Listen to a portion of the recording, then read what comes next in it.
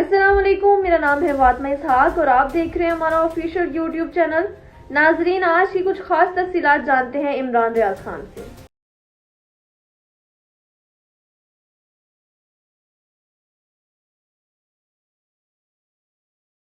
रात भर कुछ खबरें आती रही कि सीज फायर की वायलेशन हो रही है। अमेरिका ने जो पाकिस्तान और भारत के बीच में जंगबंदी करवाई है उसकी खिलाफवर्जी हो रही है। इसके ऊपर भारत ने जो है वो एतराज़ भी किया, पाकिस्तान की जानिब से भी एतराज़ किया गया कि भारत कर रहा है, भारत की जानिब से किया गया कि पाकिस्तान कर रहा है। इसकी हकीकत क्या है ये भी मैं आपको बता देता हूँ। लेकिन जो सबसे बड़ी खबर है, जो मैंने आपसे पहले भी अर्ज़ किया था कि जब भी पाकिस्तान इस जंग को भारत की सरजमीन पर शिफ्ट करेगा या जैसे ही भारत के ऊपर अटैक करेगा तो भारत को इस बात का एहसास होगा कि जंग की कीमत क्या है, और फिर उसके बाद भारत उस बात पर आ जाएगा कि अब जंग बंद की जाए।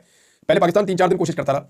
पाकिस्तान ने बहुत सारे ममालिक से रब्ता किया, भारत के हमला करने के बाद भी, भारत के हमला करने से पहले भी पाकिस्तान ने सबको बार बार बताया कि भारत जारहियत कर रहा है और भारत झूठे इल्जामात लगा रहा है, ये फॉल्स फ्लैग ऑपरेशन है या इसके अंदर हमारा कोई किरदार नहीं है, अगर कुछ है तो भारत हमारे सामने लेकर आए। लेकिन भारत की हरदमी थी, वो जंग करने के ऊपर तुला हुआ था और उन्होंने फिर अटैक किया। पाकिस्तान कोशिश करता रहा कि दुनिया भारत को मना करे, लेकिन दुनिया ने भारत को मना नहीं किया। और फिर वही फार्मूला काम आया कि जब पाकिस्तान ने जंग के मैदान को भारत में शिफ्ट किया और वहां पर अपने मिसाइल दागे 10 तारीख की सुबह, 10 मई जो है वो एक कब यादगार दिन रहेगा। एक तो पाकिस्तान की मिसाइल्स ने, दूसरा पाकिस्तान की एयरफोर्स ने भारत को तिगड़ी का नाच नचाया है 10 मई को। तो अब अमेरिका से जो बड़ी खबर आई है, जो हमारे लिए सबसे बड़ी खबर है, वो ये है कि जंगबंदी की जो गुजारिश की गई थी अमेरिका से कि हमारी जंगबंदी करवा दीजिए, वो भारत ने की थी। और ये देखिए ऑब्वियस भी है, पाकिस्तान जब तक अमेरिका को कहता रहा कि भारत को रोके रोके, अमेरिका ने बिल्कुल नहीं किया। बल्कि जब तक भारत का पलड़ा भारी था और पाकिस्तान जवाब नहीं दे रहा था, तब तक अमेरिका के जो वाइस प्रेसिडेंट है उनका स्टेटमेंट भी आ गया था। और उन्होंने क्या कहा था? उन्होंने साफ कहा था कि हमारा पाकिस्तान और भारत की जंग से कोई लेना देना नहीं है और हम इसके अंदर नहीं पड़ना चाहते। ये दो मुल्कों का मामला है, हम उम्मीद करते हैं कि हालात ज्यादा खराब नहीं होंगे। उन्होंने एक इस तरह का स्टेटमेंट दिया और भारत को पूरा मौका दिया, क्योंकि उन्हें ये लग रहा था कि भारत ही मारता चला जाएगा। लेकिन जैसे ही पाकिस्तान ने अटैक किया और पाकिस्तान ने भरपूर जवाबी हमला किया भारत पे, पाकिस्तान की एयरफोर्स ने और पाकिस्तान के मिसाइल्स जब ये भारत की सरजमीन की जानिब गए तो सिचुएशन बदली। अमेरिका फौरी तौर पर एक्टिवेट हुआ, अमेरिका बीच में पड़ा और फिर अमेरिका ने जंगबंदी करवाई। तो ये जो गुजारिश है, ये कॉमन सेंस भी ये कहती है कि ये भारत की जानिब से हुई होगी, क्योंकि पाकिस्तान ने तो पहले कोशिश करके देख ली थी। लेकिन जब पाकिस्तान ने मारा तो फिर भारत की जानिब से सीज फायर के लिए एक दरखास्त आई, जिस पर अमेरिका ने फिर सीज फायर करवाया। अब अमेरिकी सहाफी हैं, उन्होंने CNN पे इंटरव्यू दिया और दीगर बहुत सारे और जराए हैं अमेरिका के, वो ये बार बार क्लेम कर रहे हैं कि भारत ने ही सुलह के लिए मजबूर किया और अमेरिका को कहा कि आप हमारी सुलह करवा दें। ये रॉबर्टसन है अमेरिकी सहाफी और इन्होंने ये स्टेटमेंट दिया है और गैर मुल्की मीडिया को बात करते हुए उन्होंने बताया। अब नाज़रीन, सवाल ये पैदा होता है कि जंगबंदी किन शराइत पे हुई है? तो फौरी तौर पे जो जंगबंदी हुई है उसकी कोई ऐसा शराइत नहीं है, एक अनकंडीशनल किस्म की जंगबंदी हुई है कि हम मिलेंगे, बैठेंगे, बात करेंगे, चीज़ों को हल करने की कोशिश करेंगे, लेकिन फिलहाल फौरी तौर पे दोनों फरीकैन गोली चलाना बंद कर दें, बम फेंकना, मिसाइल फेंकना बंद कर दें, अपनी अपनी एयरफोर्स को रोक लें, जमीन में, फिजा पे या पानी में कहीं भी कोई दूसरे पर हमला नहीं करेगा। ये बात तय हो गई दोनों के दरमियान और ये अमेरिका ने तय करवा ली। अमेरिका इसमें गारंटर बन गया। तो इसमें जनाब अब LOC के बारे में कोई मुआहदा शामिल नहीं है, क्योंकि लाइन ऑफ कंट्रोल है वो इंटरनेशनल बॉर्डर नहीं है। तो इंटरनेशनल बॉर्डर के हवाले से तो ये तय हो गया कि अब कोई भी गोली नहीं चलाएगा, एक दूसरे पे हमला नहीं करेगा। लेकिन लाइन ऑफ कंट्रोल से बदस्तूर इतलात आ रही हैं, मुख्तलिफ लोग ये इतलात दे रहे हैं कि लाइन ऑफ कंट्रोल पे कोई मुआहदा नहीं हुआ। बहुत सारे देहात हैं, वहाँ से जो देहाती हैं उन्होंने मैसेजेस किए हैं कि लगातार वहाँ पे शेलिंग हो रही है, फायरिंग हो रही है और वहाँ पे बम गिराए जा रहे हैं। तो लाइन ऑफ कंट्रोल में हालात अभी तक कंट्रोल में नहीं आए। दूसरा जो सिंध ताश का मुआहदा है, उसके हवाले से इंडियन मीडिया ने यह क्लेम किया कि सिंध ताश का मुआहदा जो है, जो भारत ने मनसूख किया है, जो भारत ने उसको मानने से इनकार कर दिया है, वो स्टेटस वैसे ही रहेगा। तो क्योंकि ये अनकंडीशनल जंगबंदी थी भारत की दरख्वास्त पे, तो जंगबंदी तो पहले मरहले में हो गई है। लेकिन जब भी पाकिस्तान बैठेगा भारत के साथ तो जरूर ये मामला उठाया जाएगा कि जो सिंध ताश का मुआहदा है, जिसके तहत 3 दरियाओं के पानियों पर हमारा हक है, वो हमारा हक हमें लौटाया जाए। मेरे पाकिस्तान के पास बड़ा गोल्डन चांस था कि अपने पानियों पर बने हुए जो स्ट्रक्चर्स हैं उनको रास्ते से हटा देता, ताकि पाकिस्तान का जो पानी है वो बगैर किसी ताखीर के और बगैर किसी रुकावट के पाकिस्तानियों तक और पाकिस्तानी किसानों तक पहुंचता। लेकिन पाकिस्तान ने ऐसा नहीं किया। इसके पीछे कोई हिकमत होगी या पाकिस्तान नहीं चाह रहा कि लड़ाई को ज्यादा बढ़ावा दिया जाए। लेकिन ये जरूर है कि पाकिस्तान को सिंध ताश के मुआहदे के हवाले से भारत के साथ बैठकर बात करनी पड़ेगी। 12 तारीख को ये बैठेंगे, इसको फ्लैग मीटिंग टाइप की चीज कहते हैं, या जो राब्ते होते हैं हॉटलाइन के ऊपर, वो राब्ते भी होते रहते हैं, वो तो जंग के दौरान भी होते रहते हैं। तो 12 मई को फौजी राब्ते होंगे, फिर उम्मीद की जाती है कि बाद में सिविलियंस भी आपस में रब्ता करेंगे, हुकूमतें आपस में रब्ता करेंगी, क्योंकि इंडिया में जो फैसले हैं वो हुकूमत करती है और पाकिस्तान में जो फैसले हैं वो फौज करती है। तो ये एक बुनियादी फर्क है। क्या सीज फायर की वायलेशन हुई है? ये एक बड़ा सवाल है, क्योंकि जैसे ही सीज फायर अनाउंस हुआ, ये शाम 5 बजे के बाद कहा गया। भारत ने खुद अनाउंस किया, पहले ट्रंप ने किया, फिर भारत ने किया, फिर इसाक डार ने कंफर्म किया और नवाज शरीफ का जैसे ट्वीट आया तो समझ आ गई सबको कि वाकई अब मामला हल हो गया है। क्योंकि मियां साहब निकल आए थे बाहर, जब तक जंग का खतरा था, जब तक लड़ाई चल रही थी, मियां साहब गायब तय खानों के अंदर। मियां साहब निकले तब जब लड़ाई खत्म हो गई है, अमेरिका ने मामला हल करवा दिया, सीज फायर हो गया, तो मियां साहब ने कहा जी मैं भी हूं। और फिर मियां साहब ने जो एक ट्वीट किया, वो ट्वीट मियां साहब कर दें या ना कर दें वो एक बराबर है। लोगों ने मियां साहब की तबीयत साफ कर दी है। नीचे जो लोगों ने कमेंट्स किए मियां साहब के ट्वीट पे, वो कोई जाके पढ़े तो पता चलेगा आपको कि मियां साहब इतने दिन तक कहां गायब रहे थे। आप अपने यार मोदी के बारे में कोई लफ्ज क्यों नहीं बोलते? भारतीय जारहियत के बारे में बात क्यों नहीं करते? आप भारत की आबी जारहियत के बारे में बात क्यों नहीं करते? भारत पाकिस्तान पे मिसाइल मारता रहा और मियां साहब आप गायब रहे, आपने कोई स्टेटमेंट नहीं दिया। तो इस तरह बेशुमार सवाल मियां नवाज शरीफ साहब से लोगों ने पूछे हैं। अब मामला यह है कि इस सारे सिनेरियो में सीज फायर की वायलेशन ये एक बड़ा नुकता है जो पाकिस्तान ने भी कहा और इंडिया ने भी कहा। तो हुआ यह है कि इंडिया ने पाकिस्तान में जंगबंदी से पहले बहुत सारे ड्रोन पाकिस्तान की तरफ रवाना किए थे। आपको याद होगा जब आज से चंद महीने पहले ईरान ने सैकड़ों ड्रोन भिजवा दिए थे इसराइल में हमला करने के लिए, तो वो जितने भी ड्रोन थे उनको काफी टाइम लग गया था। कई मुल्कों के ऊपर से गुजरते हुए वो जाकर इसराइल पहुंचे थे और वहां जाके वो गिरे थे। तो ये बड़ा टाइम लग जाता है ड्रोन को पहुंचने में। तो इंडिया ने जो पहले ड्रोन भेजे हुए थे दूर दराज इलाकों से, वो पाकिस्तान के अंदर मुख्तलिफ इलाकों में पहुंचे और वो मुख्तलिफ इलाकों में जनाब ट्रैवल कर रहे हैं अब क्योंकि वो पाकिस्तान में दाखिल हो चुके हैं तो यहाँ पे या तो उनको मार के गिराना पड़ेगा या वो अपना टाइम पूरा होने के बाद गिरेंगे, या कोई अगर वापस जा सका तो वो अलग बात है। इसी तरह पाकिस्तान के ड्रोन भी इंडिया में मौजूद थे, तो ये किसी किस्म की वायलेशन नहीं है सीज फायर की, और उम्मीद ये है कि अभी सीज फायर बरकरार रहेगी अगर भारत ने कोई शरारत ना की तो। लेकिन लाइन ऑफ कंट्रोल पे मामला बदस्तूर गर्म है। कम से कम जो ये गुज़िश्ता रात गुजरी है, इस रात तक तो ये मामला बहुत गर्म था, और भारत ने पाकिस्तान पर इल्जाम लगाया, पाकिस्तान ने भारत पर इल्जाम लगाया, और ये इल्जाम तराशी चलती रहेगी, और इसी में से बैठ के कोई रास्ता दोनों को निकालना पड़ेगा। दोनों एटमी ताकतें हैं, अब दोनों ने एक दूसरे का नुकसान कर लिया है, और इसमें जो क्रेडिट है वो पाकिस्तान की एयरफोर्स को जाता है। लेकिन इस सारे मामले में सबसे ज्यादा शुक्रिया अदा करना कौम का बनता है, वो एयरफोर्स का। मुबारकबाद भी सबसे ज्यादा एयरफोर्स को दी जानी चाहिए। ये एयरफोर्स देखें सियासत में मुदाखलत भी नहीं करती, कोई कारोबार भी नहीं करती, और जितनी भी लड़ाइयाँ हुई हैं हमारी इंडिया के साथ, हमारी जो नाक या हमारी जो इज्जत है वो फिजा के अंदर हमेशा अपनी बरकरार रखी, बरतरी, और आगे बढ़ के उन्होंने हमेशा हमला किया और पाकिस्तान को पूरी दुनिया के अंदर सुरखरू किया, वो पाकिस्तान एयरफोर्स है। और पाकिस्तान एयरफोर्स जो है इसके बजट में भी इजाफा होना चाहिए, पाकिस्तान एयरफोर्स को ज्यादा जदीद तैयारे भी मिलने चाहिए। इस हवाले से बहुत बड़ी खबरें मेरे पास, 2 तैयारे पाकिस्तान एयरफोर्स को मिलने जा रहे हैं, और ये बड़े तबाहकुन तैयारे हैं। इंडिया ख्वाब भी नहीं देख सकता पाकिस्तान को कभी शिकस्त देने का फिजा के अंदर। हालांकि इस दफा इंडिया के पास बहुत बेहतर तैयारा था राफेल, और वो बिल्कुल टक्कर का तैयारा था जो तैयारे पाकिस्तान के पास मौजूद है। किसी सूरत इंडियन तैयारे कम नहीं थे, राफेल बड़े शानदार तैयारे थे, लेकिन इंडिया ने नाक कटवा दी फ्रांस की, उनकी पूरी मार्केट तबाह कर दी। और आज राफेल तैयारों की जगह दुनिया चाइना के तैयारों की तरफ देख रही है कि जनाब इनसे बेहतर तो JF-17 थंडर था, या इससे बेहतर तो चाइना का J-10 था, हमें वो तैयारे ले लेने चाहिए थे, या अमेरिकन F-35 ले लेने चाहिए थे। हमें ये जो राफेल तैयारे हैं इनके ऊपर भरोसा नहीं करना चाहिए, दुनिया का दिल उठ गया। हालांकि वो बड़ा शानदार तैयारा है, पहली मरतबा वो तबाह हुआ, और गालिबन 2 तैयारे भारत के तबाह हुए हैं। अगर ये दोबारा एक और तबाह हुआ तो ये 2 हो जाएंगे, वरना एक तैयारा तो डेफिनेटली भारत का राफेल तबाह हुआ, जिसका भारत को बहुत सदमा भी है, और इसका सदमा जो है वो फ्रांस को भी है, और इसका सदमा जो है वो अमेरिका को भी है। उसकी भी एक वजह मैं आपको बताऊंगा। तो 2 मजीद तैयारे पाकिस्तान लेने जा रहा है, ये बहुत जदीद तैयारे हैं, J-20 और कान फाइटर। ये क्या है मैं आपको आगे चल के बताता हूं, लेकिन एक खबर ये आई थी कि कोई भारतीय पायलट पाकिस्तान में गिरफ्तार हुई है। अल जजीरा ने जब ये खबर दी थी तो ये गैर मुसद्दका खबर है मेरी इत्तला के मुताबिक, लेकिन कुछ लोग ये दावा कर रहे हैं, कुछ जराए ने ये दावा किया है कि ये अमेरिका की खसूसी दरखास्त के ऊपर पाकिस्तान ने गालिबन इस मामले को दबा लिया है, अगर कोई पायलट पकड़ी गई है तब भी। लेकिन ये कोई भी जो है वो ऐसे जराए नहीं है जो तस्दीक इसकी करें। अभी तक मैंने कई लोगों से इसके बारे में पूछा, लेकिन किसी ने ऑफिशियली इसकी तस्दीक नहीं की कि कोई खातून पायलट इंडिया की पाकिस्तान के पास थी। लेकिन अल जजीरा ने ये खबर दी है, मे भी किसी हिकमत अमली के तहत हो, लेकिन ये खबर इसकी तस्दीक मैं नहीं कर सकता और इसकी तरदीद भी नहीं कर सकता, क्योंकि मैंने जिन लोगों से रब्ता किया उन्होंने इसकी तरदीद नहीं की, लेकिन तस्दीक भी नहीं की। लिहाजा यहाँ पे भी खामोशी है, जो भी होगा वो सामने आ जाएगा, आने वाले वक्त में पता चल जाएगा। नाज़रीन, जो बड़ा खेल हुआ है ना इस सारी लड़ाई में, वो ये हुआ है कि चाइना के हथियार अमेरिका के हथियारों पर बाजी ले गए, या चाइना के हथियार फ्रांस के और रूस के हथियारों पर बाजी ले गए। ये बहुत बड़ी खबर है, ये बहुत बड़ी डेवलपमेंट है।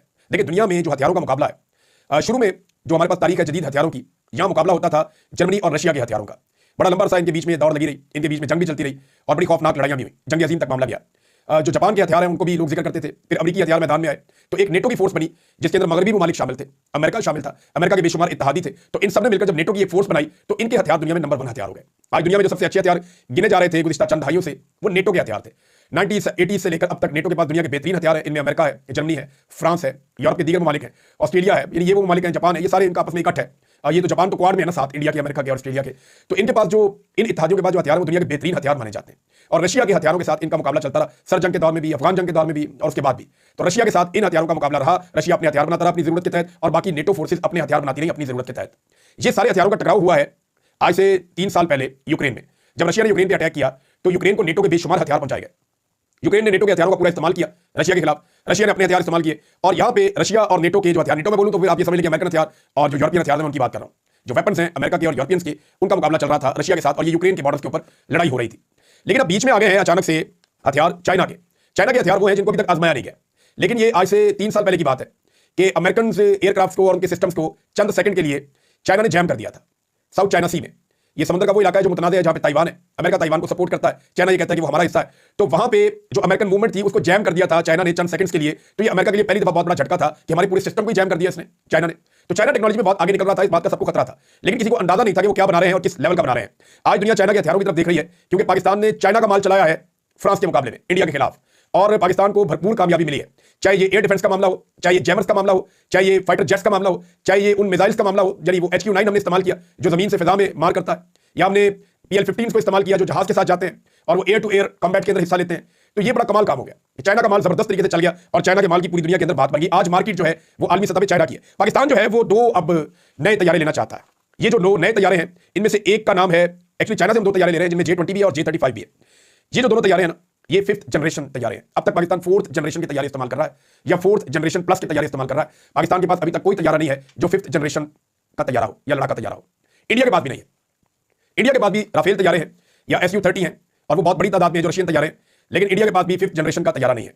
पाकिस्तान ने 4th जनरेशन की या 4+ जनरेशन की लड़ाई में साबित कर दिया कि पाकिस्तान भारत से सुपीरियर है, कम वसाइल के बावजूद, कम तैयारों के बावजूद पाकिस्तान सुपीरियर है, लेकिन अब पाकिस्तान एक जंप करने जा रहा है और ये एक बहुत लंबी छलांग होगी। 2026 के शुरू में पाकिस्तान कुछ तैयारी हासिल करेगा जिनमें चाइना से J-20 और J-35 की बात हो रही है। तो मैं J-35 के बारे में आपको बताऊंगा कि चाइना का तैयारा क्या है। ये दुनिया में तैयार होने वाला आखिरी तैयारा है जो अब तक मार्केट में जितने तैयारे हैं उनमें सबसे आखिर में ये तैयारा है जो सबसे जदीद तरीन तैयारों में से एक है।